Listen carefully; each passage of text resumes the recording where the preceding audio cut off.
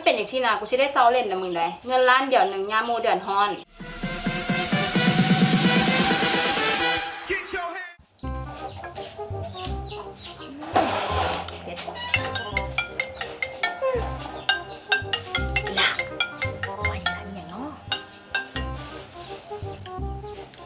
ฮัลโหลเซียว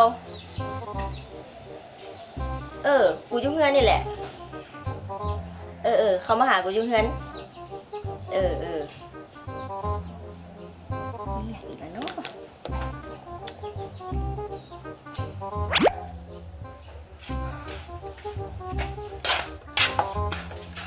เฮ้ยฮอน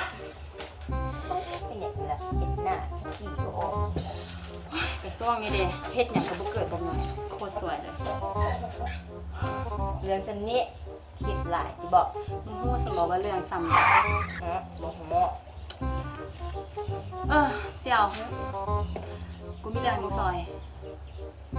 ซอยอย่างบามา กูขอยืมเงินมึงได้บ่ ฮะยืมอีกละ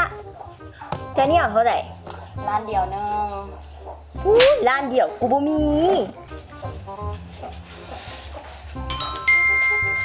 คำมึงอะเด้ คำแม่กูซื้อให้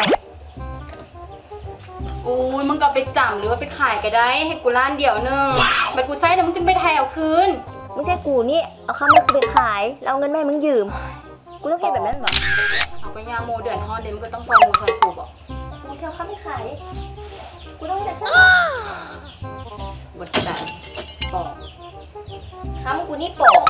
มึงอะนะมูปลอม เอ้าทีนี้ ๆมึงว่าเป็นมูกูแท้ดอกซ้ำนี่ก็ซอยบ่ได้ กูบอกคำไปขายมาเงินแม่มึงยืมนี่มึงว่ากูเป็นมูจอมปลอม เอากับกูเดือนฮอนดีเสี่ยวนั่นน่ะให้กูยืมในร้านเดียวนึงดู กูบ่มีใส่กูมาได้ใส่ เอากะคำมึงหันเด้มึงบ่มีเงินแต่มึงมีคำเด้เสี่ยว ว่ามึงบ่มีเงินบ่แล้วเลยนี่เนี่ยมึงมีอีกอย่างหนึงเซียว มึงเนี่ย นี่มึงมีน้ำก้นกูเลยบ่ ปนได้ก็ปนได้โดนแล้วเสี่ยวร้านเดียวนึง กูบ่มี เป็นอย่างซี่แบบโมกันโคตรบอก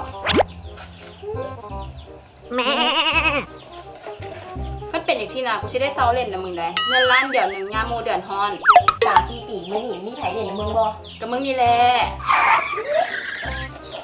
ว่าขายไม่เอาหลายเด้อให้กูจืดจากร้านเดียวเนาะร้านนึง กูบ่มี บ่มีกับบ่มีบ่เล่นนะมึงก็ได้ซ้ำนี้น่ะ มึงต้องเสียบ่ให้ยืมเงินซอลี่น้ำกู มึงงอไปได้หมูคนเดียวนึงหมูกูมีบักกะหลายโทรหากัน